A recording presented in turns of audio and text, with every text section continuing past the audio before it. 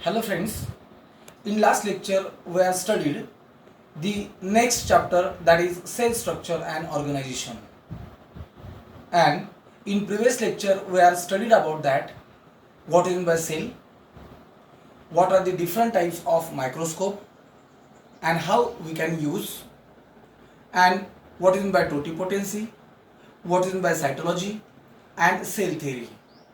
Friends, today's our next topic is very important, that is kinds of cell or types of cell. You know very well that the living organisms are classified into two categories, that is prokaryotes and eukaryotes. Means prokaryotes contain prokaryotic cell, means these organisms are made up by prokaryotic cell, and eukaryotes contain eukaryotic cell, means they are made up by eukaryotic cell.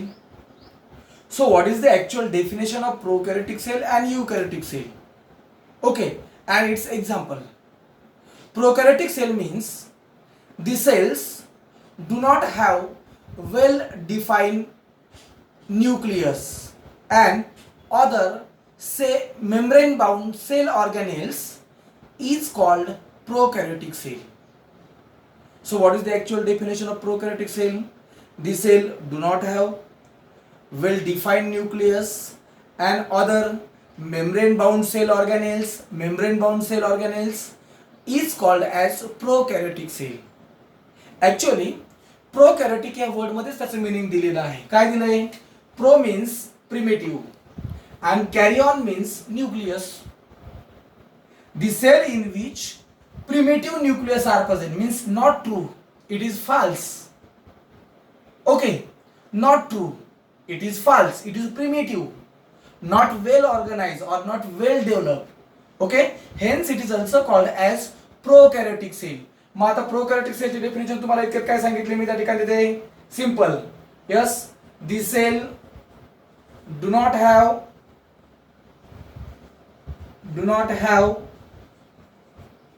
well defined nucleus and other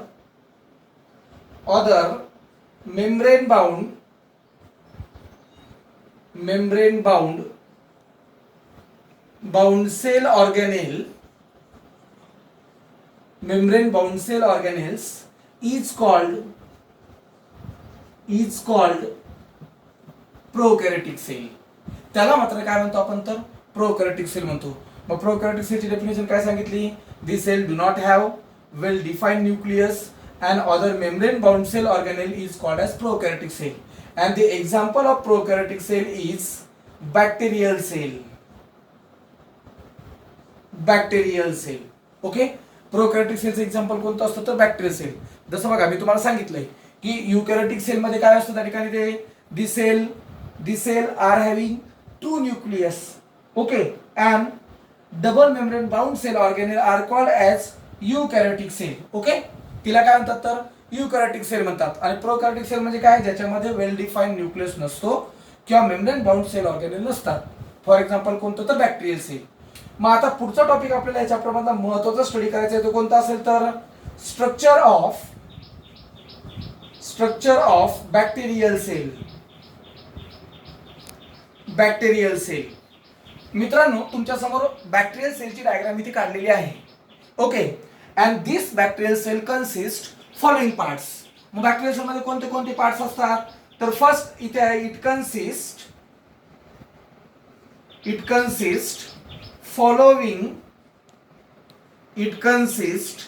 following parts, that is.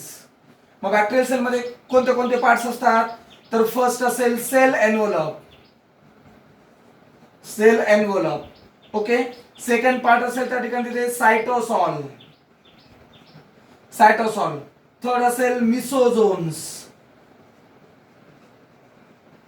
Third कोणता असणार तर त्या ठिकाणी ते मिसोझोम्स असेल. मिसोझोम्स नंतर next part कोणता असणार तर रायबोझोम्स. ओके, रायबोझोम्स नंतर कोणता असणार तर chromatophores. Okay, After chromatophores, next is nucleoid, and last one is plasmid. Okay, मग आता बघा इकडे लक्ष द्या. मी काय सांगितलंय, the structure of bacterial cell consist following parts. The structure of bacterial cell consist following parts. First cell envelope, second cytosol, third mesosomes, next chromatophore, then ribosome, next nucleoid, and last one is plasmid. Okay, मग आता आपण एक एक टॉपिकचा व्यवस्थित study करूया. सुरुवातीला पहिलं कोणतं असेल तर सेल एनवलप. पहिलं कोणतं असणार त्या ठिकाणी तर सेल एनवलप असेल. मग आता what is the definition of cell envelope? The outer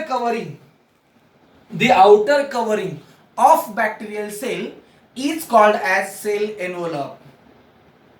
simply definition लक्षात आले सगळ्यांच्या. सेल एनवलप, जसं बघा आपण एखादं लेटर टाकायचं असेल तर ते कशामध्ये टाकतो? एनवलप मध्ये. का बरं? तर त्याचं प्रोटेक्शन व्हावं म्हणून. बरोबर आहे. तसं त्या ठिकाणी ते सेलचं प्रोटेक्शन होण्यासाठी सेलला एक बाहेरून एक आवरण असतं, एक कव्हरिंग असतं, एक कोट असतं. ओके, आणि त्या कोटला आउटर कव्हरिंग किंवा आउटर कोटला काय म्हणतात तर सेल एनवलप म्हणतात. मग आता बघा सेल एनवलपची डेफिनेशन काय सांगितली तुम्हाला? The outer covering of bacterial cell is called as cell envelope. The outer covering of bacterial cell is called as cell envelope, and the cell envelope is made up by 3 layers. Cell envelope किती layer पासून तयार होतो? 3 layer. So first layer is glycocalyx. Okay, second is cell wall, and third is plasma membrane. Third layer is plasma membrane. Okay, मग आता बघा मी काय सांगितलंय, cell envelope consist 3 layers. 3 layers कोणते कोणते सांगितले? पहिला असेल ग्लायकोकॅलिक्स, सेकंड असेल प्लास्मा मेम्ब्रेन, आणि सेकंड असेल सेल वॉल, आणि थर्ड कोणता असतं तर प्लास्मा मेम्ब्रेन. आता तिघांचा स्टडी एकदम सिम्पली करा, एकदम कंपॅरेटिव्हली स्टडी करा. मी सिम्पली सांगतो, इकडे लक्ष द्या सगळ्यांनी व्यवस्थित. काय सांगितलं बघा. First, glycocalyx it is a outer most layer of cell envelope. Glycocalyx it is a outer most layer of cell envelope. Cell wall it is the middle layer of cell envelope, and plasma membrane it is the innermost layer of cell envelope. कळलं आता किती simple आहे. Study comparative केला की easily लक्षात राहतो. मग आता बघा सेल एनवलपची डेफिनेशन काय सांगितली? It is the outer most covering of bacterial cell is called as cell envelope. Cell envelope is made up by 3 layers, that is glycocalyx, cell wall and plasma membrane. आणि आता तिघांची माहिती लिहायची असली तर comparatively study करा. ग्लायकोकॅलिक्स मध्ये लिहिताना काय लिहायचंय? It is the outermost layer. It is the outermost layer of cell envelope. Cell wall it is the middle layer of cell envelope, and plasma membrane it is the innermost layer of cell envelope. Okay, हा झाला first point. Second point, glycocalyx it is a tough in nature, hence it is also called as capsule. It is tough. Second, it is a thick layer. Cell wall it is a thick layer, and plasma membrane it is a thin and transparent layer. कळलं आता त्याचं nature कसं असणार? तर इकडे बघा ग्लायकोकॅलिक्स मध्ये second point काय सांगितलं आहे? It is a tough layer. Second, cell wall it is a thick layer, and plasma membrane it is a thin and transparent layer.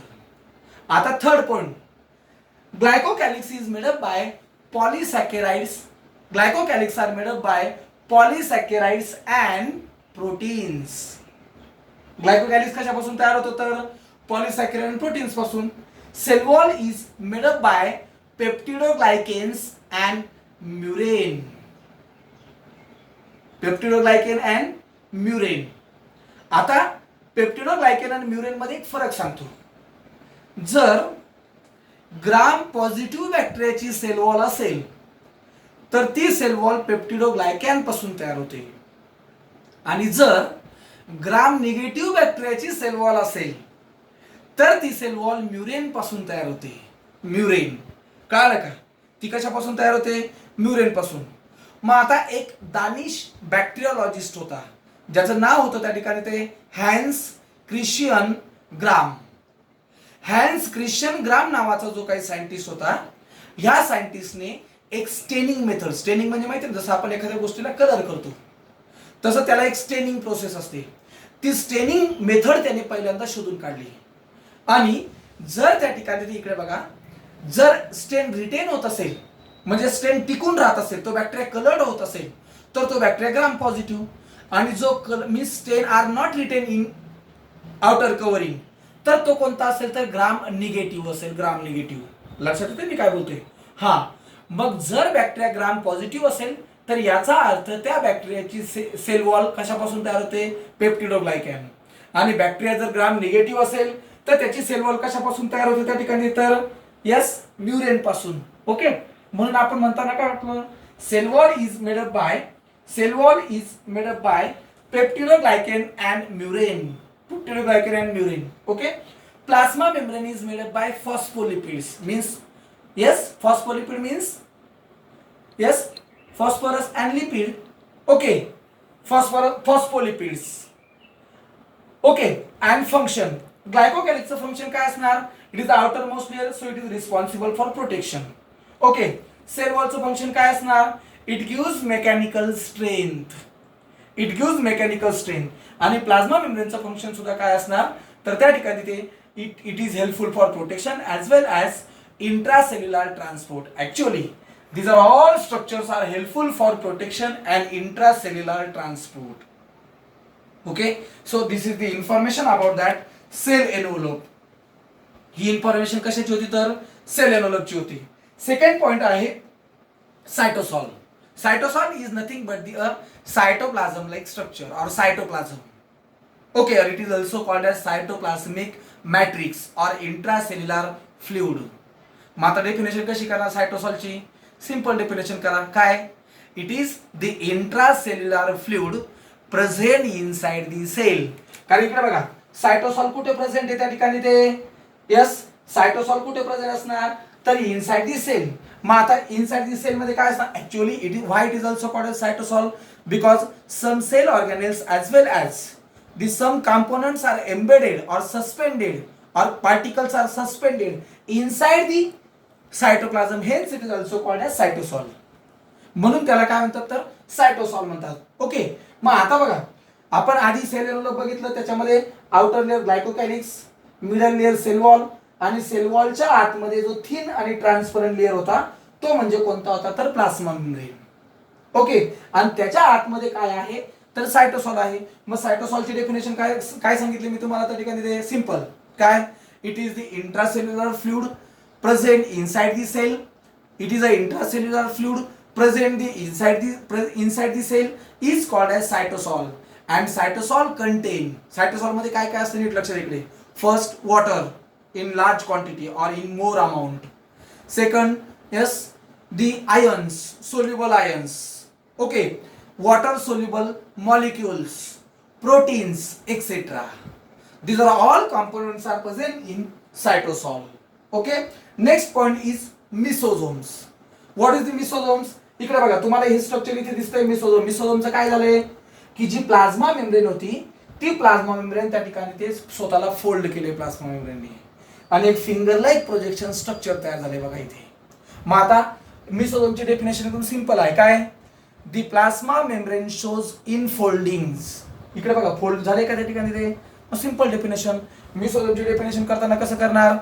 The plasma membrane shows infoldings is called as mesosomes. And what is the function of mesosomes? Mesosome perform two main functions. First, formation of cell wall. Okay. And second function, DNA replication. Formation of cell wall आणि second function कोणतं? DNA replication. मग तुम्हाला जर मेसोझोम्स मध्ये असं विचारलं, define mesosomes and give its function, डेफिनेशनला 1 मार्क आणि 2 फंक्शन लिहायला 1 मार्क. मेसोझोमची डेफिनेशन कशी करणार? Simple definition. The plasma membrane shows infoldings. The plasma membrane shows infoldings is called mesosomes. आणि मेसोझोमचे फंक्शन दोनच आहेत.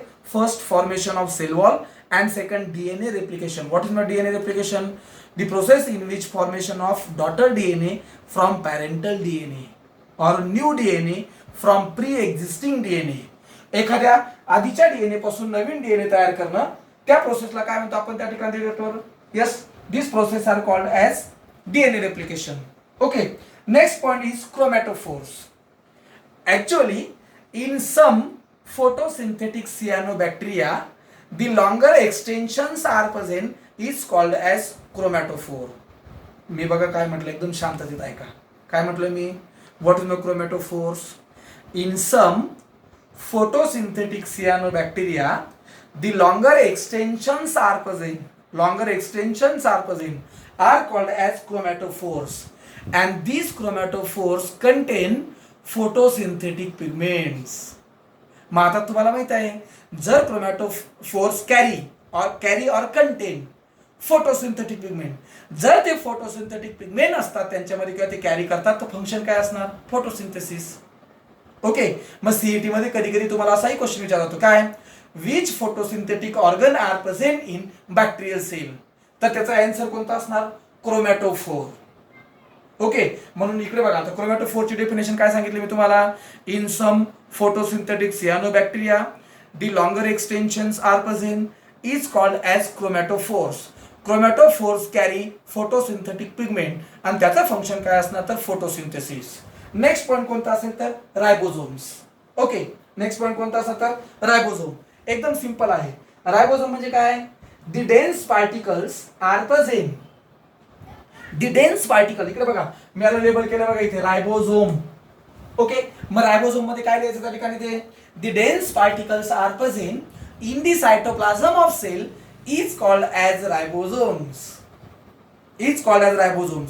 Ribosomes are made up by RNA and proteins.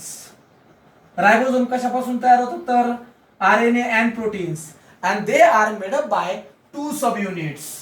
Ribosomes are made up by two subunits. That is, yes, larger subunit that is 50S, and smaller subunit that is 30S. 50S and 30S. S means Svedberg unit. Okay. And this unit which is useful for to measure the sedimentation rate or particle size of ribosome. So याचं meaning लक्षात आलं सगळ्यांचं? आपण S का लिहितो? तर ते Svedberg unit आहे. मग आता बघा मी काय म्हटलं त्या ठिकाणी, ते रायबोझोम मध्ये first point, yes, the dense particles are present in the cytoplasm of cell are called as ribosome. Ribosomes are made up by RNA and proteins. Okay. And most important thing it is that in bacterial cell 70S type of ribosome present. 70S type of ribosome present. And this 70S type of ribosome is made up by two subunit, that is larger subunit 50S and smaller subunit 30S. Okay. आता तुम्ही काय करणार? याची बेरीज करणार. 50S 30S म्हणजे 80S नाही, ते सेडिमेंटेशन रेट मोजण्याचं युनिट आहे. तिकडे जरी 80S येत असेल तरी 70S असणार. कळालं मी काय बोलतोय? मग आता बघा 70S. आणि most important thing it is that the function of ribosome is protein synthesis. रायबोझोमचं फंक्शन काय असणार? तर प्रोटीन सिंथेसिस. म्हणून तुम्ही बघा रायबोझोमला काय म्हणतात? It is also called as protein factory because it is responsible for protein synthesis. And next point is nucleoid. आता मी तुम्हाला आधीच एक कन्सेप्ट क्लिअर करतो. बॅक्टेरियल सेलमध्ये एक क्रोमोझोमल डीएनए असतो, म्हणजे एक प्रॉपर जेनेटिक मटेरियल असतं, आणि एक एक्स्ट्रा क्रोमोझोमल अजून एक डबल स्टँडर्ड डीएनए असतो, त्याला आपण त्या ठिकाणी तिथे म्हणतो प्लास्मिड. मग आता पुढच्या आपल्या नेक्स्ट ज्या दोन कन्सेप्ट होत्या ते कोणत्या? एक न्यूक्लिओइड आणि एक प्लास्मिड. न्यूक्लिओइडची डेफिनेशन सिंपल आहे, एकदम simple definition. The genetic material of bacterial cell is called as nucleoid. आपण आपल्या युकॅरियोटिक ऑर्गॅनिझमच्या सेल मधल्या जेनेटिक मटेरियलला काय म्हणतो आपण? डीएनए. इथे पण डीएनएच आहे, पण त्याला काय म्हणतात? न्यूक्लिओइड. मग आता बघा न्यूक्लिओइडची डेफिनेशन काय सांगितली? The genetic material of bacterial cell is called as nucleoid. Okay. And it is a double standard DNA. And what is mean by plasmid? प्लास्मिडची त्या ठिकाणी तिथे डेफिनेशन काय सांगितली? तर इट इज अ स्मॉल, इकडे बघा, it is a small circular double standard, it is a small circular double standard extra chromosomal DNA present in bacterial cell is called as plasmid. त्याला मात्र आपण काय म्हणतो? तर प्लास्मिड म्हणतो. कळालं आता व्यवस्थित? and the plasmid are control the activity of bacterial cell. Bacterial सेलची ऍक्टिव्हिटी कंट्रोल करण्याचं काम करतो. as well as the plasmid are helpful for plasmid are helpful for to survive and reproduction of bacterial cell during unfavorable condition. एखाद्या unfavourable कंडिशनला bacterial सेलला survive होण्यासाठी किंवा reproduction करण्यासाठी मदत करणारे जे मटेरियल असेल, जेनेटिक मटेरियल, त्याला काय म्हणतात तर प्लास्मिड म्हणतात. मग आता इकडे बघा प्लास्मिडची डेफिनेशन काय सांगितली तर it is a small circular double stranded extra chromosomal DNA present in bacterial cell is called as plasmid. Plasmidचं मेन फंक्शन काय आहे तर plasmid helps to survive and reproduce bacterial cell during unfavorable condition as well as it carry all metabolic activities in bacterial cell. Okay, so next important point it is that तुम्ही बघा मी त्या bacterial सेलच्या diagram मध्ये इथे असं एक काहीतरी structure काढले बघा. काय काढले ते structure. The bacterial cell contain plasma membrane पासून एक आउटग्रोथ एक्सटेंशन झाले त्याला म्हणतात flagella. In bacterial cell the flagella are pili. Okay, smaller size pili and larger size flagella. Flagella it is a locomotory organ in bacterial cell. When bacteria are motile, motile means the bacterial cell shows movement and non motile means the bacterial cell do not shows movement. जर bacteria motile असेल तर त्याच्यामध्ये locomotory organ flagella हा present असतो आणि जर bacterial sale non motile असेल तर त्याच्यामध्ये फ्लाजेला म्हणजे लोकोमोटरी ऑर्गन काय असतो तर ॲब्सेंट असतो. म्हणून त्या ठिकाणी जर तुम्हाला क्वेश्चन असा विचारला गेला which is the locomotory organ are present in bacterial cell तर त्याचा आन्सर कोणता असणार तर फ्लाजेला. काल आता मग म्हणून इथे बघा इथे लेबल केलं आपण त्या ठिकाणी the locomotory organ are present in bacterial cell that is called as is flagella. Okay, so this is the total information about that the structure of prokaryotic cell or bacterial cell. मित्रांनो जर exam मध्ये long question जर विचारला गेला describe the structure of bacterial cell तर लिहित असताना त्या ठिकाणी सिंपली लिहायचं the bacterial cell consist following parts.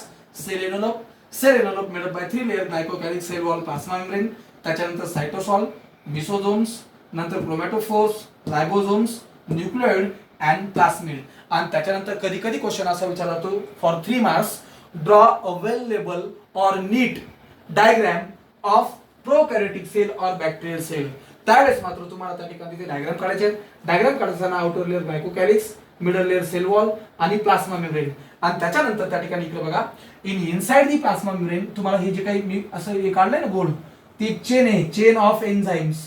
They are called as respiratory enzymes and these respiratory enzymes are helpful for respiration in bacterial cell. Bacterial cell मध्ये respiration control करायचं काम कोण करतात तर ते रेस्पायरेटरी एन्झाइम्स करतात. मग मिसोझोम असेल, न्यूक्लिओइड असेल, त्याच्यानंतर रायबोझोम्स आणि प्लास्मिड आणि सायटोसॉल. ओके, अशा पद्धतीने व्यवस्थित त्या ठिकाणी तिथे काय करा तर डायग्राम काढायचे आहे. ओके, आता नेक्स्ट टॉपिक असेल स्ट्रक्चर ऑफ यूकॅरियोटिक सेल. तो आपण मात्र नेक्स्ट लेक्चर मध्ये स्टडी करूया. थँक्यू.